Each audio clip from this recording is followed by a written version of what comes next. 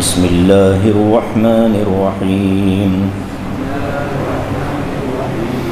آمن الرسول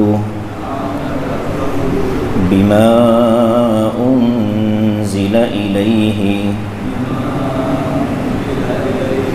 من ربہ والمؤمنون کل آمن باللہ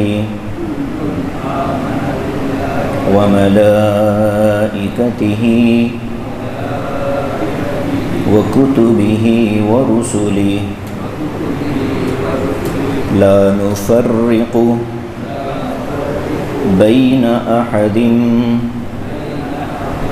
من رسلہ وقالوا سمعنا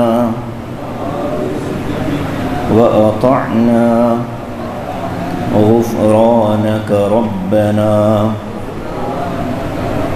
وإليك المصير لا يكلف الله نفسا إلا وسعها لها ما كسبت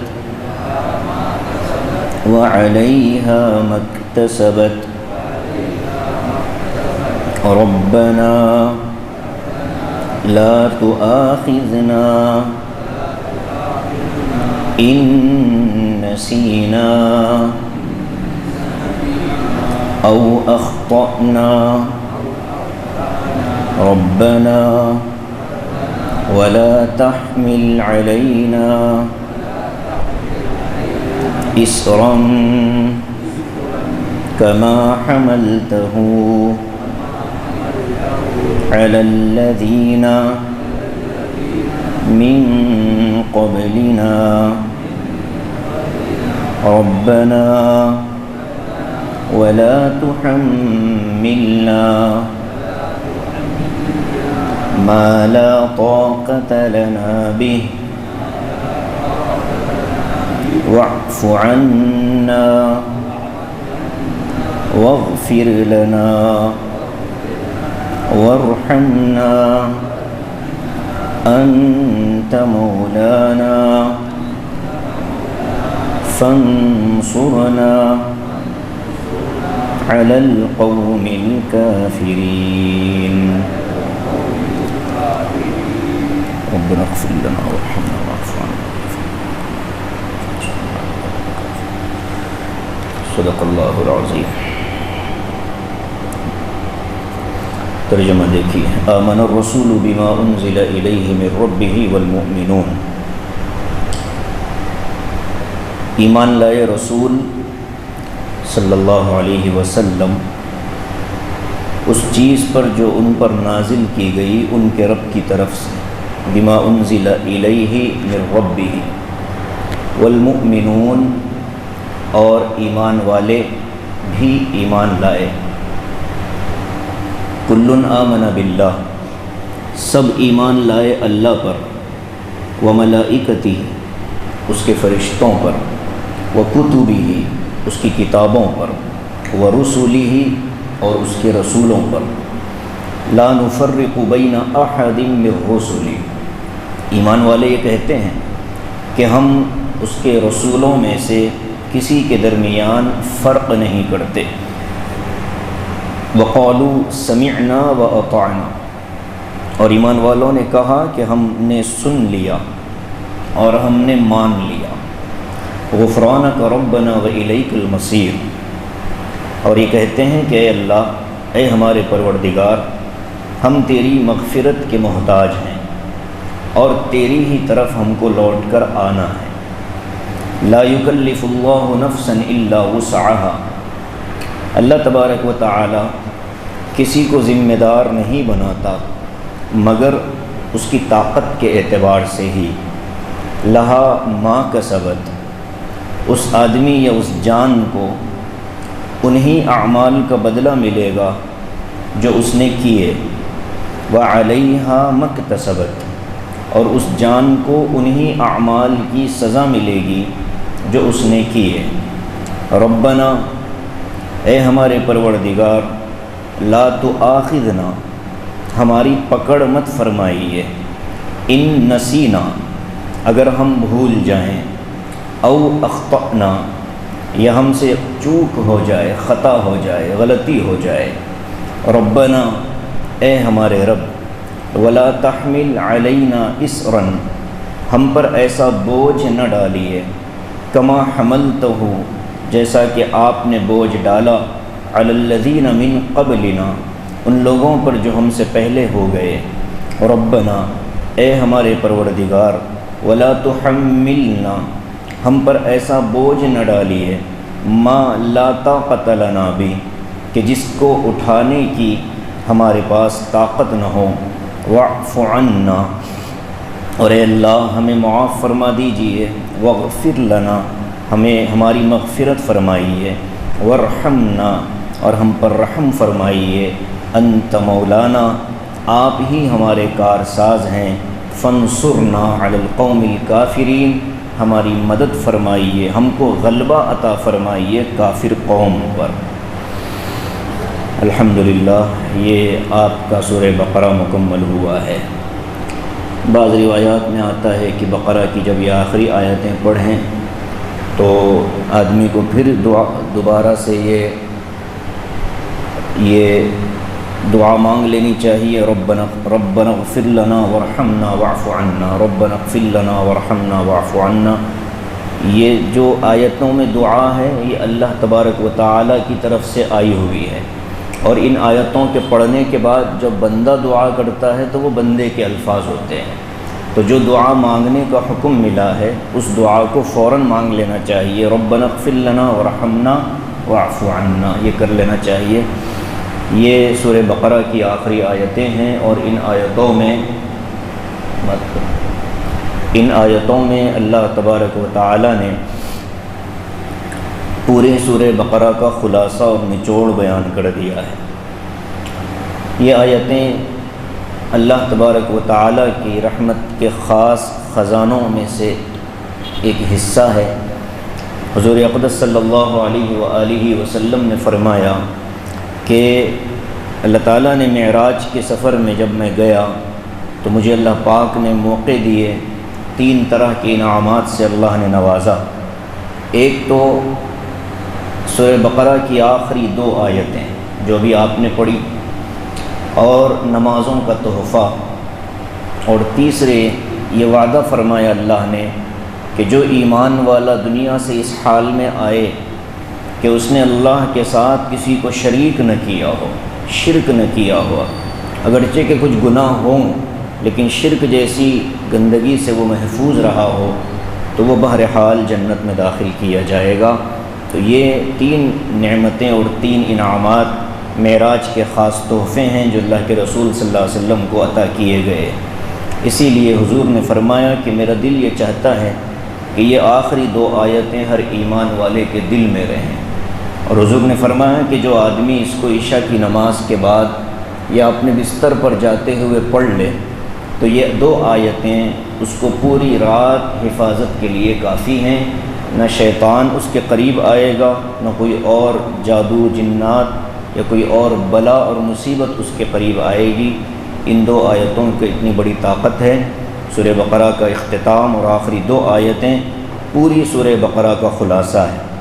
سورہ بقرہ کے اندر ہم لوگوں نے یہ پڑھ لیا کہ اللہ تعالیٰ نے احکام نازل فرمائے اور ان احکام پر عمل کرنے کا ہم کو حکم دیا، اور پھر اوپر والی آیت میں اللہ نے فرمایا کہ تم جو کچھ بھی عمل کرتے ہو، چاہے وہ ظاہری عمل ہو یا باطنی عمل ہو، اللہ تعالیٰ ہر ایک کا حساب لینے والا ہے۔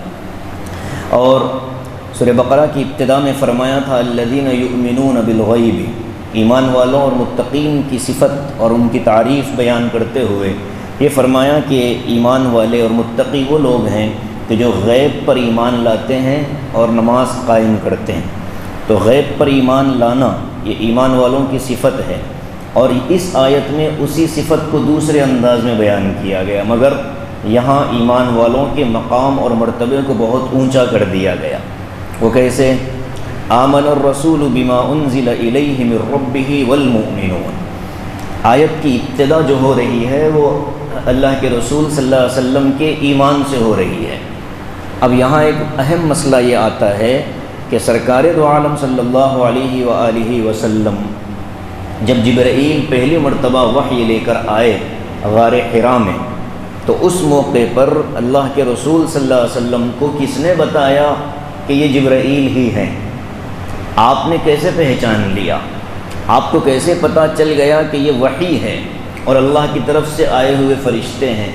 تو اس سلسلے میں علماء کہتے ہیں کہ یہی وہ بات تھی جو نبی اکرم صلی اللہ علیہ وسلم کو دیگر لوگوں سے ممتاز کرتی تھی۔ وہ کیا کہ آپ کی فطرت سلیمہ اور آپ کا قلب اتنا صاف اور شفاف تھا کہ آپ نے اس نور کو اور اس وحی کو فوراً پہچان لیا، اور اسی لیے کہا کہ رسول کی رسالت پر، نبی کی نبوت پر سب سے پہلے ایمان لانے والا خود وہ نبی ہوتا ہے، پھر امت ہوتی ہے۔ تو ہمارے نبی حضرت محمد الرسول اللہ صلی اللہ علیہ وسلم بھی پہلے اپنے آپ پر آپ نے ایمان قبول کیا، یعنی آپ ایمان لائے اور پھر بعد میں امت ایمان میں آتی ہے۔ ایسا نہیں ہوتا کہ نبی خود ایمان نہ لائے یا نبی خود ایمان میں نہ ہو، بلکہ نبی کو سب سے زیادہ اپنے نبی ہونے کا یقین ہوتا ہے، نبی کو سب سے زیادہ اپنے من جانب اللہ منتخب ہونے کا یقین سب سے زیادہ ہوتا ہے، اور نبی کو وحی کے وحی ہونے کا یقین سب سے زیادہ ہوتا ہے۔ تو اس اعتبار سے رسول سب سے پہلے خود پر ایمان لانے والوں میں شامل ہوتے ہیں، اسی لیے فرمایا آمن الرسول، رسول ایمان لائے۔ اب یہاں رسول سے مراد کون ہے؟ ظاہر ہے کہ قرآن مقدس جس رسول پر نازل ہوئی وہی رسول مراد ہے، تو یہ رسول محمد الرسول اللہ صلی اللہ علیہ وسلم کی ذات گرامی ہے، اور یہاں نام ذکر نہیں فرمایا، اللہ کے رسول کی صفت ذکر فرمائی، آپ کا مقام ذکر فرمایا کہ رسول ایمان لائے۔ یہ احترام ہے، یہ احترام ہوتا ہے کہ کسی بڑے کا نام ذکر نہیں کیا جاتا بلکہ اس کا لقب ذکر کیا جاتا ہے، اس کا پوسٹ ذکر کیا جاتا ہے، اس کا عہدہ ذکر کیا جاتا ہے۔ یہ عزت ہوتی ہے، وقار ہوتا ہے، اور اسی میں اخلاق بھی سمجھ میں آتے ہیں کہ بڑوں کو کیسے مخاطب کیا جائے اور بڑوں کا تذکرہ کیسے ہو سکتا ہے دوسروں کے سامنے۔ اللہ کے نبی علیہ الصلاۃ والسلام کا ذکر قرآن مقدس میں بیشتر مقامات پر آیا ہے، یا ایھا الرسول، یا ایھا النبی، یہ ساری چیزیں ہیں، اور جہاں بھی کا لفظ آتا ہے یہ سارے الفاظ یسألونک یہ بھی حضور صلی اللہ علیہ وسلم مراد ہوتے ہیں، مگر نام ذکر کرنا صرف 4 مقامات پر ہوا ہے۔ پہلے چوتھے پارے میں ایک جگہ اللہ نے ذکر فرمایا، اور وہ بھی کیسے؟ ایک خاص پس منظر میں ذکر فرمایا، وما محمد الا رسول، ایک یہ، اور پھر دوسرے 22ویں پارے میں اللہ نے ذکر فرمایا وما كان محمد ابا احد من رجالکم، اور 26ویں پارے میں اللہ نے 2 مقامات پر ذکر فرمایا، ایک خود سورہ محمد کے اندر اور ایک سورہ فتح کے اندر، محمد الرسول اللہ۔ تو یہ اللہ کے رسول کے ناموں کا تذکرہ بہت محدود انداز میں لینا یہ بتاتا ہے کہ بڑوں کا ذکر جب کیا جائے تو رتبے بیان کیے جاتے ہیں، مقامات بیان کیے جاتے ہیں۔ امام مسجد کا تذکرہ ہو تو امام کہا جاتا ہے، عبداللہ عبد الرحمن نہیں کہا جاتا، نام نہیں لیا جاتا۔ خطیب کا تذکرہ ہو تو خطیب عیدین کہا جاتا ہے، نام نہیں لیا جاتا۔ گھر کے بڑے کا تذکرہ ہو تو دادا اور والد کا عہدہ ذکر کیا جاتا ہے، ان کا نام نہیں لیا جاتا۔ تو یہ بڑا سبق اللہ نے دیا کہ رسول ایمان لائے بما انزل الیہ من ربہ، اس چیز پر جو ان پر نازل کی گئی ان کے رب کی طرف سے، والمؤمنون، اور ایمان والے بھی ایمان لائے۔ یہ وہ لفظ ہے جو ایمان والوں کو خوش کر دیتا ہے۔ ہم سب اس آیت میں شامل ہیں، کیا کہ ہمارے ایمان لانے کو اللہ تبارک و تعالی نے رسول اللہ صلی اللہ علیہ وسلم کے ایمان لانے کے ساتھ جوڑ لیا۔ اسی لیے بعض علماء نے کہا کہ اس میں ایمان والوں سے مراد صحابہ ہیں، بعض علماء نے کہا نہیں، وہ تمام ایمان، بعض علماء نے کہا کہ وہ تمام ایمان والے مراد ہیں جو قیامت تک ایمان لاتے رہیں گے، ایمان کی حالت میں دنیا سے مرتے رہیں گے، وہ سب کے سب اس آیت کے اندر شامل ہیں۔ اب آپ دیکھیے کہ ایمان والوں کے ایمان لانے کی گواہی قرآن مقدس دے رہا ہے۔ اسی لیے اس آیت کو سورہ بقرہ کا نچوڑ کہا جاتا ہے کہ ایمان والے اسی وقت ایمان کامل میں آئیں گے جب سورہ بقرہ میں بیان کیے ہوئے تمام احکام پر وہ ایمان لائیں۔ عمل میں کوتاہی علیحدہ مسئلہ ہے۔ ایک آدمی نماز نہیں پڑھتا اور اگر وہ نماز نہ پڑھے تو اس کو کہا جائے گا کہ یہ بے نمازی ہے، بے دین نہیں ہوا، بے نمازی ہے۔ لیکن اگر وہ نماز پڑھ چھوڑنے کو جائز سمجھے اور یوں سمجھے کہ میں نماز نہ پڑھوں تو کیا ہوگا، اب یہاں کہا جائے گا کہ یہ آدمی ایمان سے نکل چکا ہے۔ کیوں؟ اس لیے کہ اس نے دین پر عمل کرنے کے ساتھ نہ کرنے کے ساتھ ساتھ اس عمل کو ہلکا جانا، اور دین کی کسی حکم کو ہلکا سمجھنا آدمی کو کافر بنا دیتا ہے۔ اس کو کہتے ہیں دین کی بنیادی باتیں، مبادیات دین، ضروریات دین۔ تو اس لیے ایمان اور ایمان میں آنا، ہمارے ایمان میں آنے کی گواہی قرآن خود دے رہا ہے، تو اس کو موت تک برقرار رکھنا یہ ہماری اپنی ذمہ داری بنتی ہے۔ تو فرمایا آمن الرسول بما انزل الیہ من ربہ والمؤمنون، ایمان لائے رسول بھی اس چیز پر جو ان کی طرف نازل کی گئی ان کے رب کی طرف سے، اور ایمان لائے ایمان والے، ہم سب، اللہ ہمیں شامل کرے اس میں۔ کل آمن باللہ، اب یہاں سے ایمان کا وہ نصاب بیان کیا جا رہا ہے کہ ایمان لاتے کس چیز پر ہیں۔ کل یعنی ہر آدمی، اس میں رسول بھی داخل ہیں اور بعد میں قیامت تک آنے والے تمام ایمان والے داخل ہیں۔ ان میں سے اگر کوئی ایک چیز بھی کسی ایمان والے کے ایمان میں نہیں ہے تو وہ ایمان والا نہیں کہلائے گا۔ سب سے پہلے کیا؟ آمن باللہ، ایمان لایا وہ کس پر؟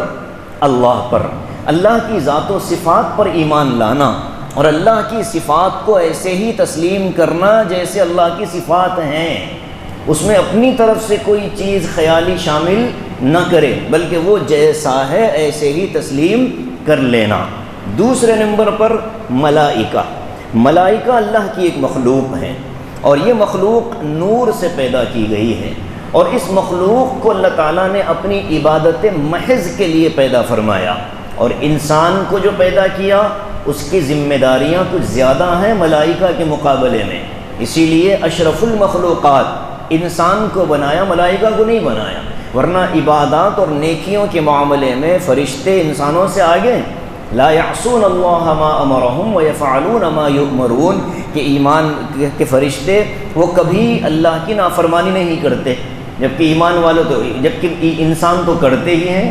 فَأَلْهَمَهَا فُجُورَهَا وَتَقْوَاهَا، کہ انسان کے دل میں فسق و فجور والا مادہ بھی ہے اور تقوی والا مادہ بھی ہے۔ تو انسان کی پیدائش کا مقصد کچھ اور ہے، عبادت کے ساتھ کچھ اور ہے۔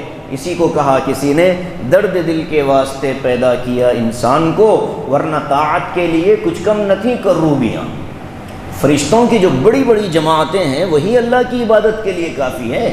کیا انسان کو صرف عبادت کے لیے پیدا کیا گیا کہ بھائی بس تم عبادت کرتے رہو بقیہ کچھ کام نہ کرو؟ نہیں، یہ ذمہ داری نہیں انسان کی، انسان کو کچھ اور کام بھی ہے جو اللہ کی طرف سے ملا ہوا ہے، وہ انسان کو اس مقام پر پہنچاتا ہے جو اشرف المخلوقات ہے۔ تو ملائکہ ایک مخلوق ہے نور والی، اور اللہ تعالیٰ نے اس کی تعداد اللہ ہی جانتا ہے کتنی ہے اور کتنے ہیں، کہاں کہاں ہیں۔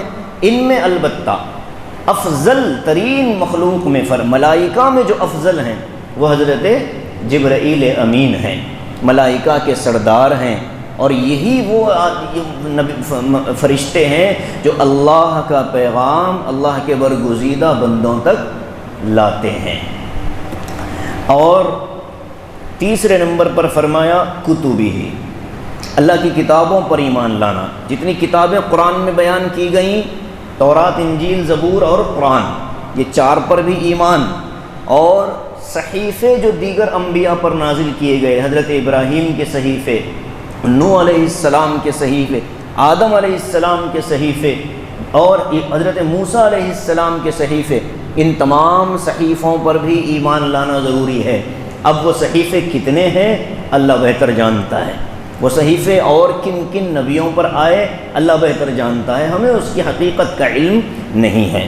البتہ کتابوں سے متعلق ایمان میں ایک بات کی وضاحت ضروری ہے کہ کتابوں سے متعلق ایمان کا مطلب جو انجیل عیسیٰ علیہ السلام پر اس دور میں نازل ہوئی تھی وہ انجیل پر ہمارا ایمان ہے۔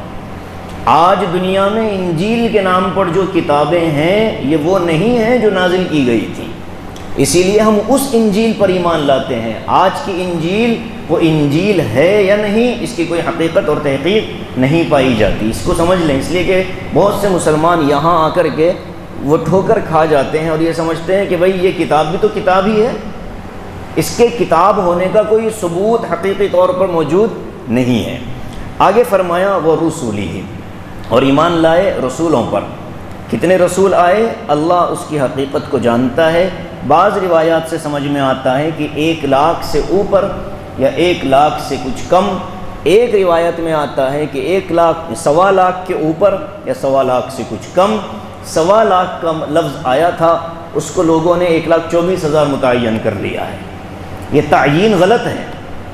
1,24,000 کا لفظ نہیں استعمال کر سکتے، کیوں؟ اس لیے کہ اللہ نے جس چیز کو محدود، جس چیز کو بیان ہی نہیں کیا، ہم اس کو متعین کیسے کر سکتے ہیں؟ اللہ نے جتنے انبیاء بھیجے وہ سب ہمارے مقدس اور ہمارے محترم، ہمارا ان پر ایمان ہے۔ بعض روایات میں ہے 1.25 لاکھ۔ اب 1.25 لاکھ کا مطلب 1,24,000 تھوڑا ہی ہوتا ہے، 1,25,000 بھی ہو سکتا ہے، 1,26,000 بھی ہو سکتا ہے، 1,30,000 بھی ہو سکتا ہے۔ اسی لیے احتیاط جو شاہ ولی اللہ صاحب محدث دہلوی رحمۃ اللہ علیہ نے لکھا، وہ یہی لکھا کہ اللہ نے جتنے انبیاء بھیجے ہم ان سب پر ایمان لاتے ہیں، بات ختم۔ ہم معاملہ اللہ کے حوالے کر دیتے ہیں کہ مولا آپ نے جتنے بھیجے ہمارا ان سب پر ایمان، چاہے ہم کو نام معلوم ہو چاہے ان کے ہم کو نام معلوم۔ قرآن میں کتنے نبیوں کا تذکرہ ہے؟ 25 انبیاء کا ذکر ہے قرآن میں، ما بقیہ اللہ جانتے ہیں۔ تو قرآن میں جن کا تذکرہ آیا ہے وَمِنْهُمْ مَنْ قَصَصْنَا عَلَيْهِ وَمِنْهُمْ مَنْ لَمْ نَقْصُصْ عَلَيْهِ، اللہ نے خود فرمایا کہ اس میں سے بعض وہ ہیں جس کو ہم نے ذکر کیا آپ کے سامنے، اور بعض وہ ہیں جن کو ہم نے ذکر بھی نہیں کیا۔ تو سارے رسولوں پر ایمان۔ پہلے رسول حضرت نوح علیہ السلام، اور آخری رسول ہمارے نبی حضرت محمد الرسول اللہ صلی اللہ علیہ وسلم۔ آدم علیہ السلام کہاں چلے گئے؟ پہلے نبی حضرت آدم، اس سے پہلے بات آئی تھی نا، پہلے نبی حضرت آدم، آخری نبی ہمارے نبی حضرت محمد صلی اللہ علیہ وسلم، پہلے رسول حضرت نوح، آخری رسول ہمارے نبی حضرت محمد الرسول اللہ صلی اللہ علیہ وسلم۔ یہ فرق لکھا ہے کتابوں۔ تو ہمارے جتنے انبیاء اللہ نے بھیجے ان سب پر ایمان، سب کے سب معصوم تھے، ان سے کوئی غلطی نہیں ہوئی، ان کی ذمہ داریوں میں کوئی کوتاہی نہیں کی، انہوں نے اپنی ذمہ داریوں میں کوئی کمی زیادتی نہیں کی۔ اللہ نے جو کام کرنے کا دیا انہوں نے اس پر پورا عمل کیا۔ بات کو کوئی پیدا ہو کر یہ کہے کہ فلاں نبی سے فلاں غلطی ہو گئی تھی، ہم کہیں گے کہ تم گمراہ ہو، تم غلط ہو، اس لیے کہ قرآن یہ کہتا ہے کہ یہ معصوم ہیں، اللہ نے ان پر جو ذمہ داری ڈالی ہے وہ اس کو پورا کرتے ہیں۔ انبیاء کی غلطیاں نکالنا شیعوں کی عادت تھی، شیعوں نے، معتزلہ نے اپنی کتابوں میں ان چیزوں کو نقل کیا، بعد والوں نے اس کو اپنے کتابوں کا حصہ بنایا، لیکن بہت خطرناک غلطی ہے جو نبی انبیاء کی غلطیوں کو تسلیم کرتے ہیں۔ ایک کتاب آئی تھی مارکیٹ میں پچھلے 40-50 سال قبل، اس کے اندر یہی ساری خرافات بھری ہوئی تھیں۔ تو اس زمانے میں مولانا علی میاں ندوی نے، مولانا یوسف لدھیانوی نے، سب سے پہلے شیخ الاسلام حضرت مولانا حسین احمد صاحب مدنی رحمۃ اللہ علیہ نے، اور حضرت مولانا یوسف صاحب رحمۃ اللہ علیہ، ان لوگوں نے اس کے خلاف میں کتابیں لکھی، رد کیا، کہا کہ دیکھو انبیاء کے معاملے میں اپنی زبان کو روک لو، اس لیے کہ یہ معاملہ ایمان اور کفر کا ہے۔ تو بہرحال ہمارا ایمان ہے رسولوں پر۔ ایمان کے جو کلمے ہیں کون سے ہیں؟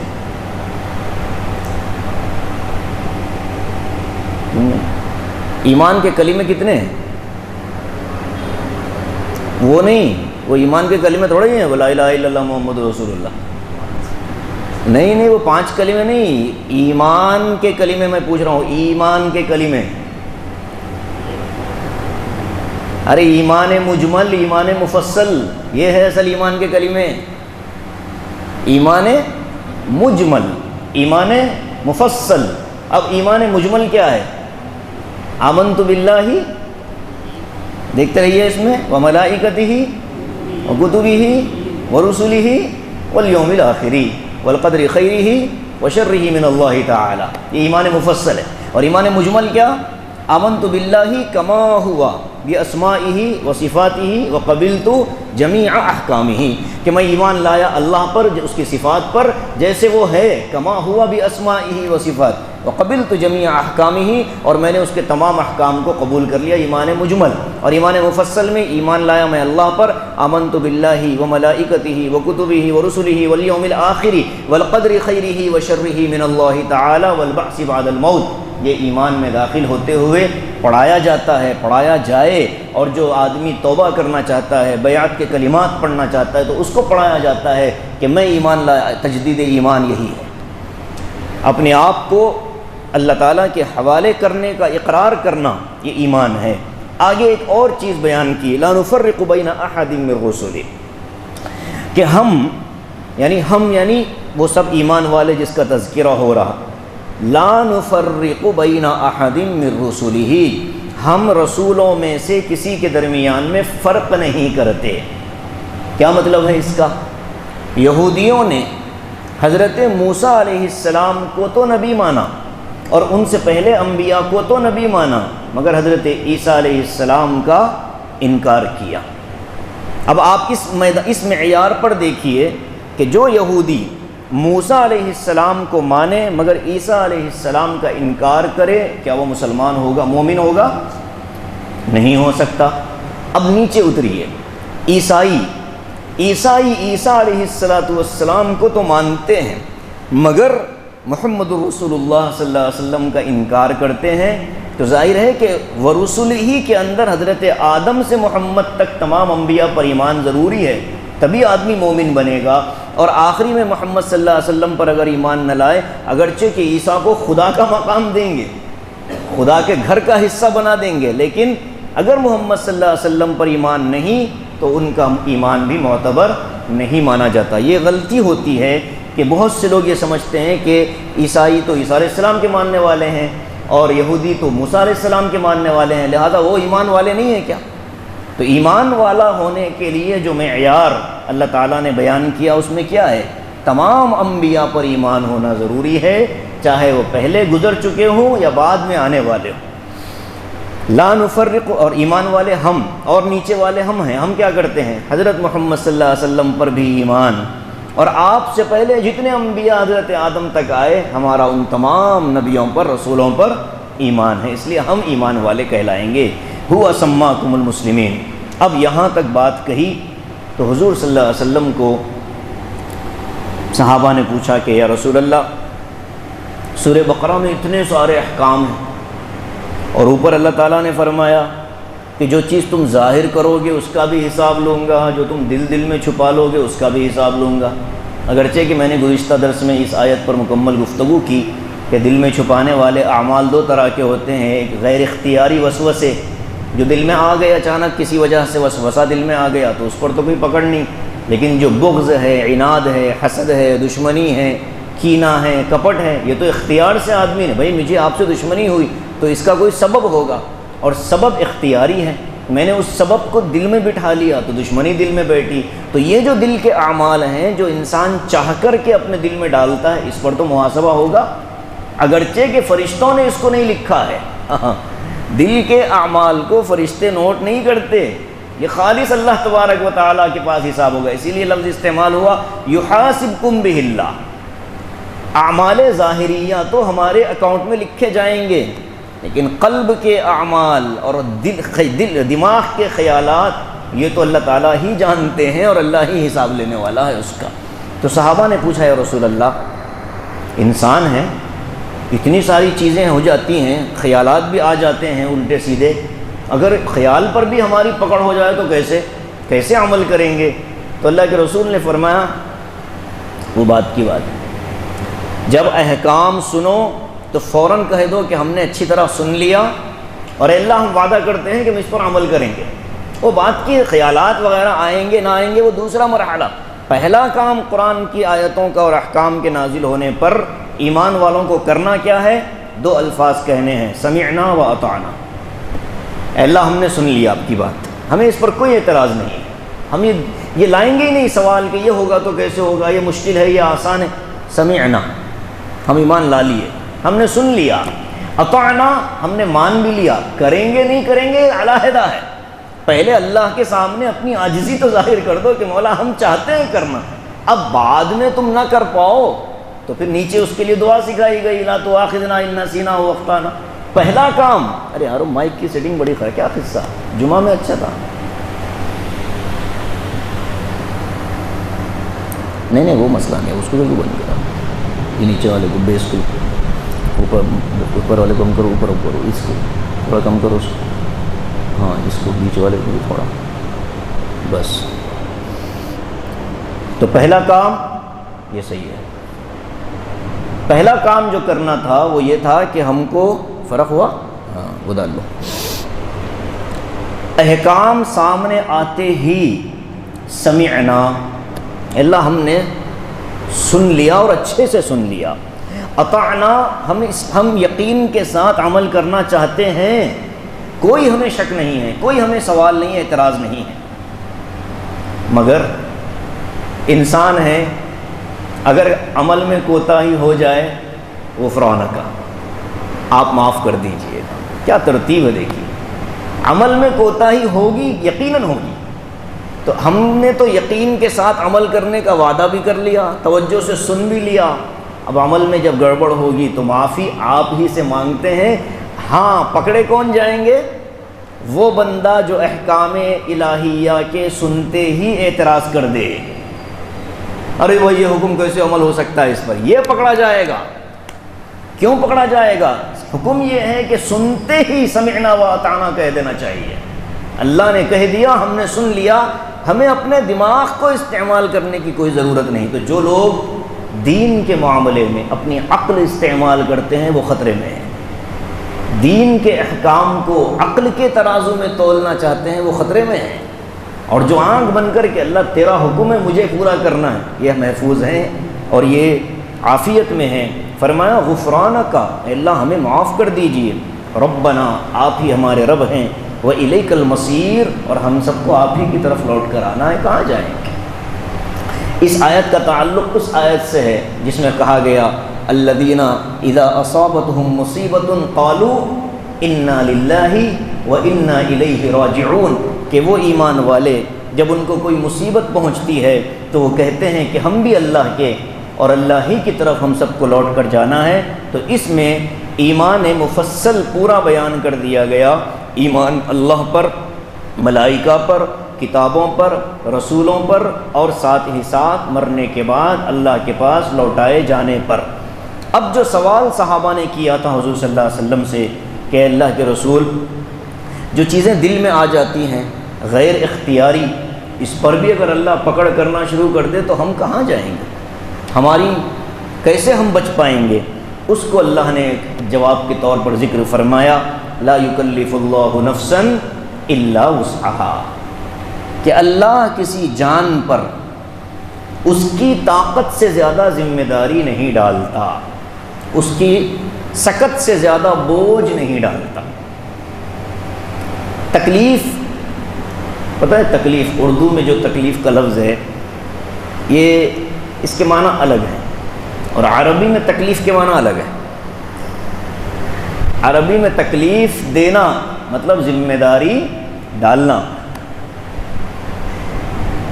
اور اردو میں تکلیف دینا مطلب ایذا پہنچانا۔ عربی میں اس کے لیے لفظ کیا ہے؟ ایذا۔ ارے واش روم جا کے نکلتے کیا دعا مانگتے؟ الحمدللہ غفرانک الحمدللہ الذی اذھب عنی الاذی، اذھب عنی الاذی، وہ اذیت، کہ اللہ نے مجھے اذیت سے محفوظ کر دیا ہے۔ تو اذا، اذیت، اس کو عربی میں انسان کسی کو تکلیف پہنچائے اس کو کہتے ہیں اذیت دینا۔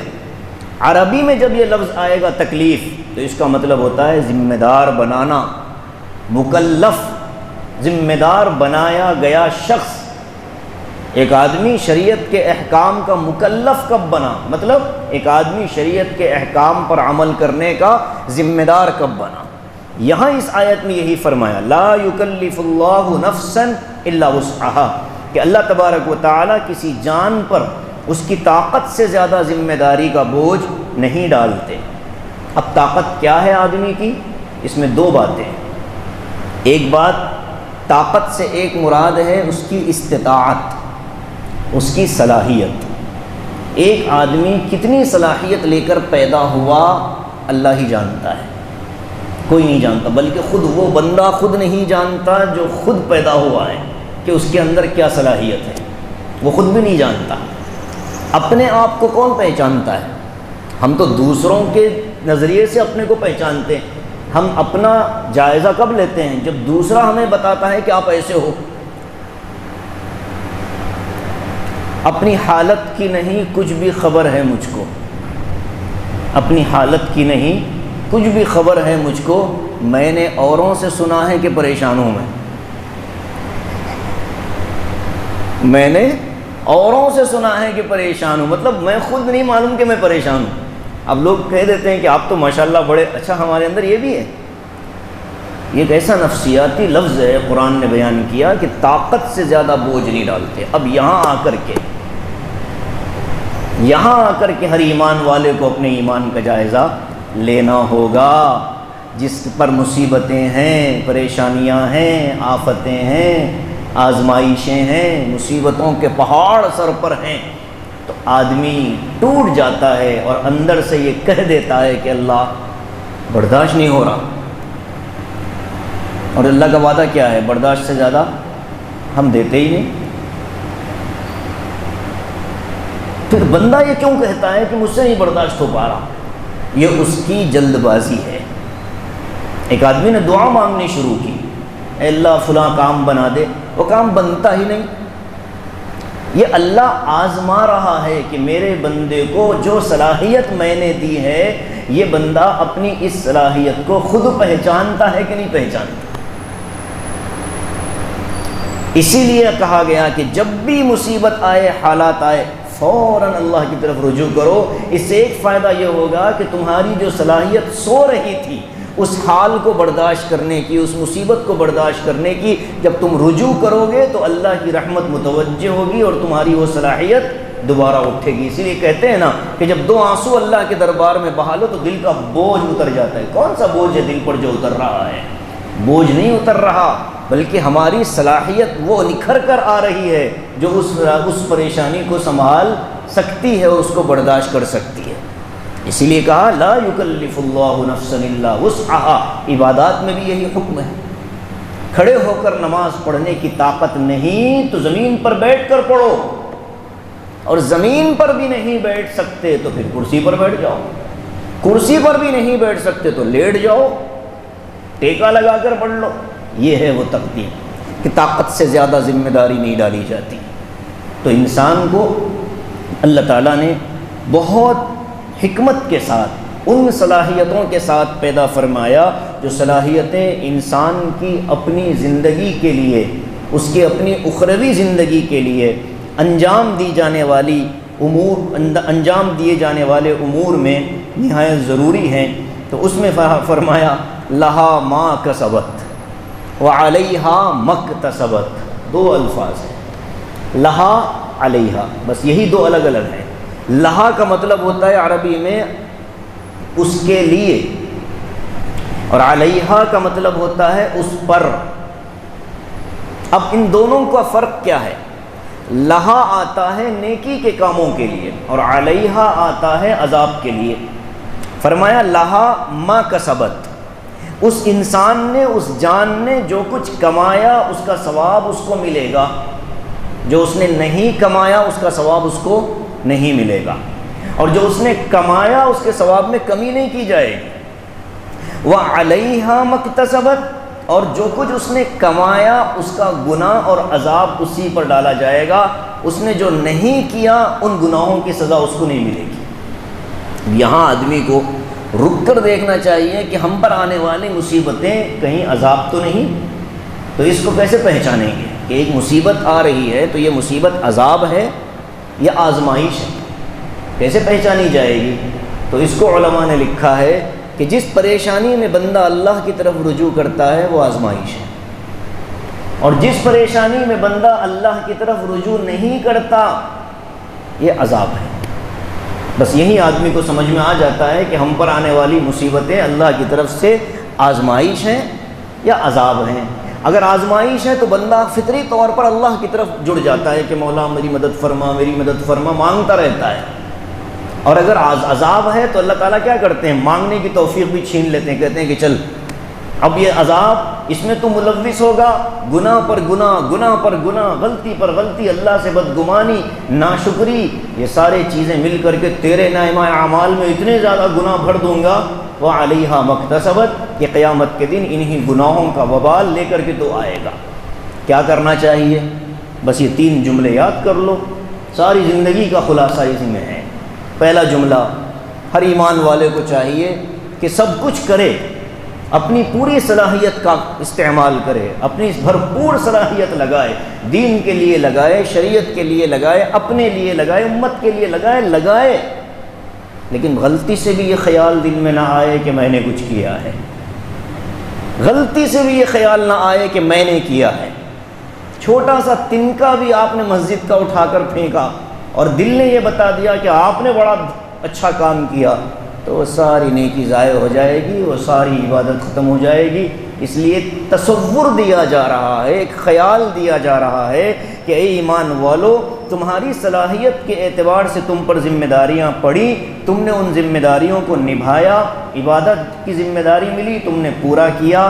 اب تمہارا کام یہ ہے کہ تم ہو تو انسان، تم سے عبادتوں کے اندر بھی کوتاہی ہوئی ہوگی، تو اب تم کو اللہ سے کیا کہنا ہے؟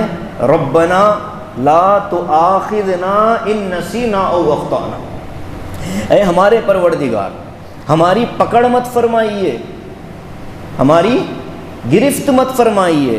کن چیزوں پر؟ آپ نے جو ذمہ داری دی اس ذمہ داری کی ادا کرنے میں اگر ہم سے بھول ہو گئی، ہم بھول گئے کہ اسی کوئی کام، تو مت پکڑیے گا. یا یاد تھا، صحیح کرنا چاہتے تھے لیکن غلط ہو گیا، اس پر ہماری مت پکڑ فرمائیے. اللہ کے نبی علیہ السلام نے فرمایا میری امت سے 2 چیزیں اللہ نے اٹھا لی. رفع عن امتی الخطأ والنسیان. میری امت سے 2 چیزیں اللہ نے اٹھا لی ہیں، یعنی امت کا کوئی آدمی اگر بھول کر کوئی کام کر لے تو اس پر گناہ نہیں ہوگا.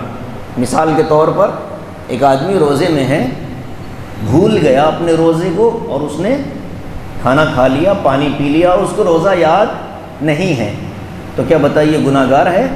یہی ہے حدیث کا مطلب کہ بھول پر پکڑ نہیں ہے اور غلطی پر پکڑ نہیں. کون سی غلطی؟ ہاں یہاں سمجھنا پڑے گا. آدمی پورا سیدھا کرنا چاہتا تھا لیکن غلط ہو گیا. اس نے نیت کی صحیح کرنے کی، وہ آیا مسجد میں 4 رکعت نماز پڑھنے کے لیے اور نیت نے 4 کی نیت کی اور 3 پڑھ کر کے اس نے سلام پھیر دیا. ارادہ اس کا پورا صحیح کرنے کا تھا، عمل شروع کیا تھا پورا درست کرنے کے لیے، لیکن غلطی سے 3 کر دیا. تو یہ ہے وہ غلطی. وہ غلطیاں نہیں کہ آدمی وانٹیڈلی کوئی غلطی کرے اور کہے ربنا لا تؤاخذنا ان نسینا او اخطانا. یہ نہیں یہ پکڑے جائے گی.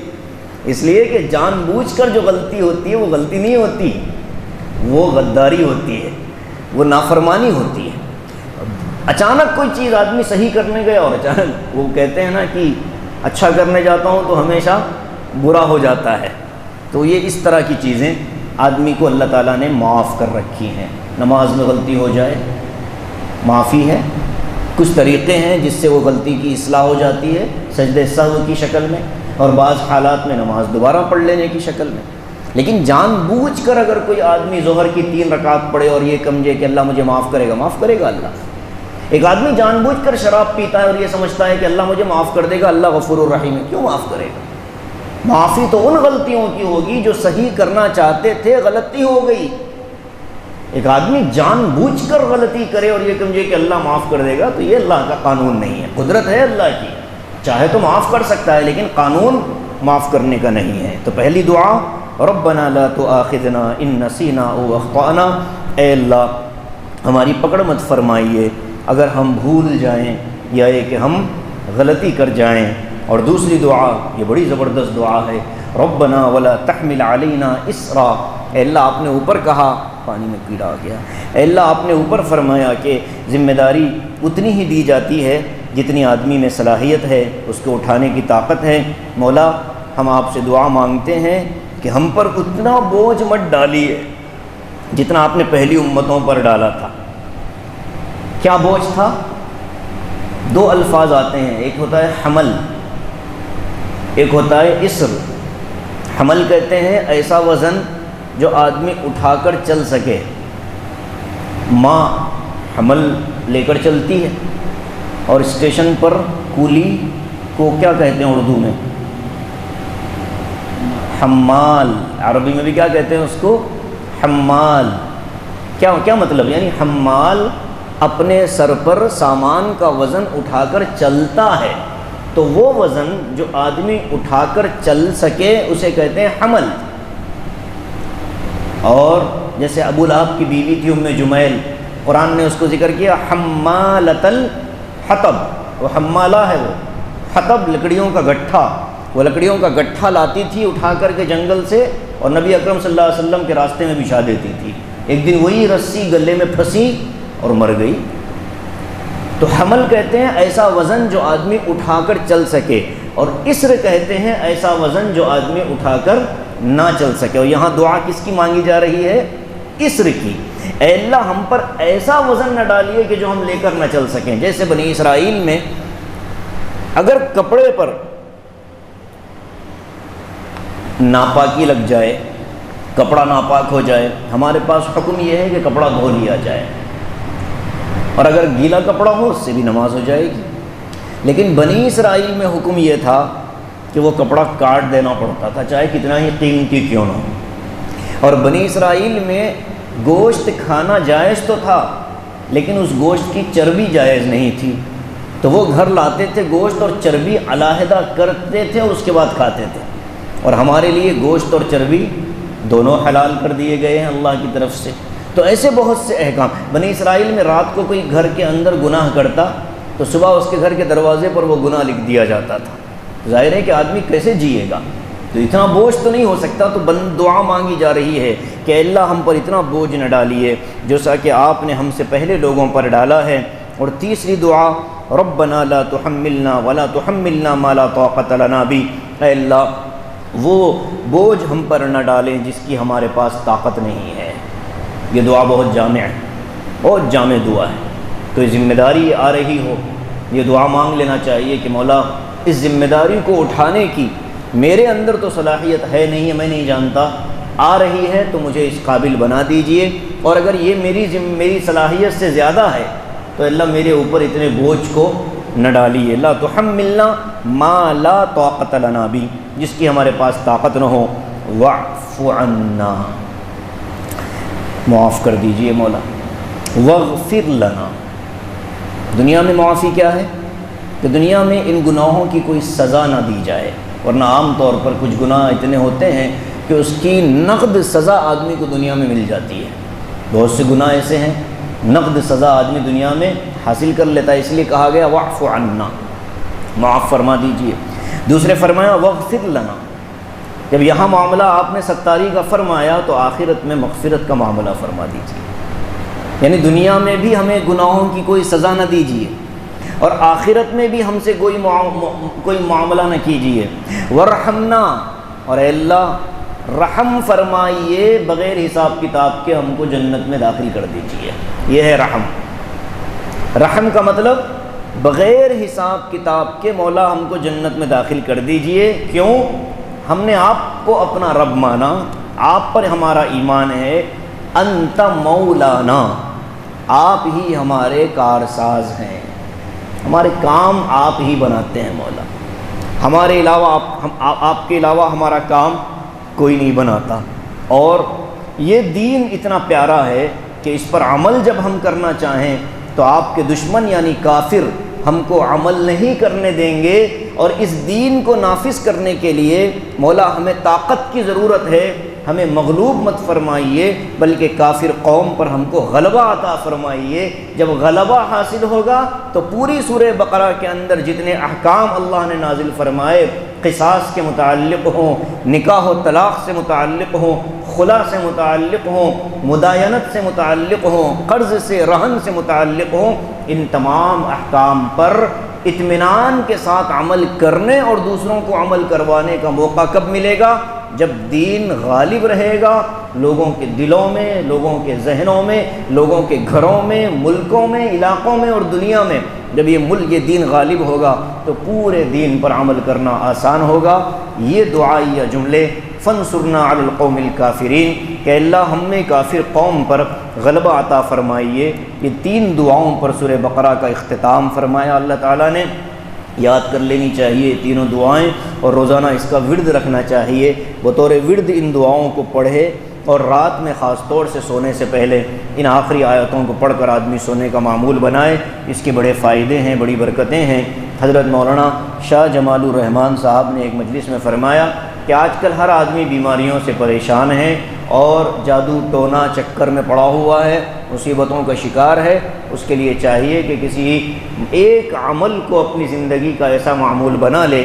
تو اس کے لیے انہوں نے فرمایا کہ اپنے والد صاحب رحمۃ اللہ علیہ کے حوالے سے کہ کچھ چیزیں ہیں جو آدمی روزانہ پڑھنا شروع کر دے تو اس کی جسمانی اور روحانی، مالی اور ہر طرح کی پریشانیاں دور ہوں گی۔ سب سے پہلے سورہ فاتحہ 7 مرتبہ، آیت الکرسی 7 مرتبہ، اور اس کے بعد یہ آیتیں جو آمن الرسول والی ہیں اس کو 7 مرتبہ، سورہ والضحیٰ اور علم نشرح اس کو 7 مرتبہ، اور آخری کے تینوں قل 7 مرتبہ آدمی پڑھ لے تو انشاءاللہ اس کی جسمانی روحانی پریشانیاں دور ہوں گی۔ حضرت شاہ صاحب نے فرمایا آسان سا عمل ہے، نہ کسی عامل صاحب کی اجازت کی ضرورت ہے، نہ کسی تعویذ گنڈے کی، اپنے سے اللہ نے قرآن میں نازل کیا، ہم کو پڑھنا ہے، ہم پڑھیں گے۔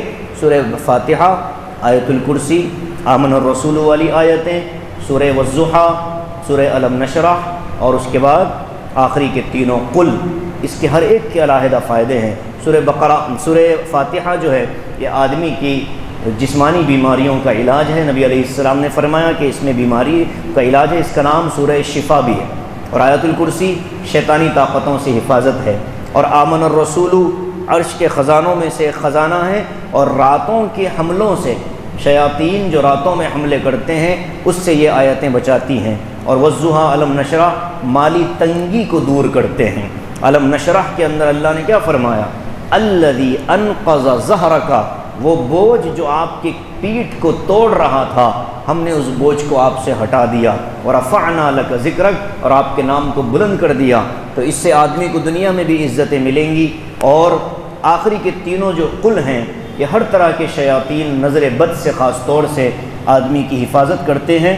تو اس طرح سے یہ چند چیزیں ہیں، سورہ فاتحہ، آیت الکرسی، آمن الرسول، سورہ والضحیٰ اور علم نشرح، اور آخری کی 3 آیت صورتیں۔ اس کے معمول سے انشاءاللہ بڑا فائدہ ہوگا۔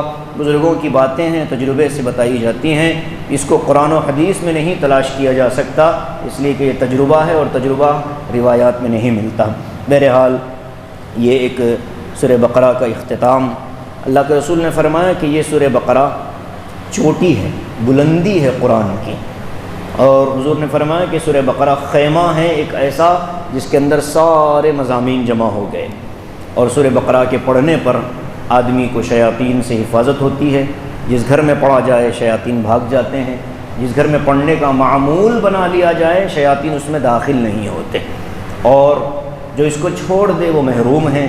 جو اس کو روزانہ پڑھے گا قیامت کے دن یہ اس کے سر پر سایہ کرے گا، جو اس کو ہفتے میں 1 دفعہ پڑھے گا قیامت کے دن یہ اس کی سفارش کرے گا۔ اور پھر اسی کے اندر آیت الکرسی بھی ہے، اسی کے اندر یہ آخری آیتیں ہیں۔ مرنے والے قبرستان میں جب جاتے ہیں تو مرنے والا جب دفن کر دیا جاتا ہے تو اس کے سرہانے ابتدائی آیتیں سورہ بقرہ کی، اور اس کے پائیتی کھڑے ہو کر یہ آخری آیتیں پڑھی جاتی ہیں۔ عبداللہ ابن عمر رضی اللہ تعالیٰ عنہ کا یہ معمول تھا، انہوں نے فرمایا کہ میں نے رسول اللہ صلی اللہ علیہ وسلم کو ایسا کرتے ہوئے دیکھا ہے۔ تو بہرحال یہ سورہ بقرہ کا اختتام آپ سب کے لیے، ہمارے لیے باعث برکت ہے، اس محلے کے لیے بھی اللہ تعالیٰ اس کو بے حد قبول فرمائے، اس میں ہونے والی کوتاہیوں کو اللہ اپنے فضل و کرم سے معاف فرما دے۔ الحمدللہ رب العالمین، اللہم صلی علی سیدنا محمد وعلی آل سیدنا محمد وبارک وسلم، یا اول الاولین و یا آخر الآخرین، یا راحم المساکین، یا ذا القوة المتین، یا ارحم الراحمین۔ اللہم لک الحمد حتی ترضى، اللہم لک الحمد اذا رضیت، اللہم لک الحمد بعد الرضا، اللہم لک الحمد على كل حال، اللہم لک الحمد بنعمت الایمان، اللہم لک الحمد بنعمت الاسلام، اللہم لک الحمد بنعمت القرآن، اللہم لک الحمد بكل ما انعمت به علینا۔ اے اللہ رحم کا معاملہ فرمائیے، کرم کا معاملہ فرمائیے۔ اے کریم پروردگار، یہ آپ کا پاک کلام ہے، آپ کی توفیق اور آپ کے حکم سے، اے اللہ آپ کے چاہنے سے مولا کریم ہم سب یہاں بیٹھے ہیں۔ اے اللہ ہمارے بیٹھنے کو قبول فرما لیجئے، پڑھنے پڑھانے کو قبول فرما لیجئے، سننے سنانے کو قبول فرما لیجئے۔ اے اللہ یہ مجموعہ، یہ حلقہ قرآن کے عاشقوں کا حلقہ ہے۔ اے اللہ جو پابندی سے آپ کا کلام سننے کی نیت سے بیٹھتے ہیں، اے اللہ ان کے بیٹھنے کو قبول فرما لیجئے۔ اے اللہ ان کے اس بیٹھنے کی برکت سے، اے اللہ ان کے نسلوں کے اندر قرآن کے پڑھنے پڑھانے والوں کو پیدا فرمائیے۔ اے اللہ ان کو قرآن کا عاشق بنائیے، ان کے گھروں میں قرآن کے عاشقین کو پیدا فرمائیے۔ اے اللہ یہ سورہ بقرہ کے اختتام کی مجلس ہے، اے اللہ جیسے آپ نے اپنے فضل سے ہمیں یہاں تک پہنچایا ہے، اے اللہ یہ بس آپ کا کرم ہے مولا۔ اس میں جو کوتاہیاں ہوئی ہیں، جو بھول چوک ہوئی ہے، اے اللہ معاف فرما دیجئے، اے اللہ معاف فرما دیجئے، اے اللہ معاف فرما دیجئے۔ اور جو احکام اس میں آئے ہیں، اے اللہ اس پر عمل کرنا ہم سب کے لیے آسان کر دیجئے۔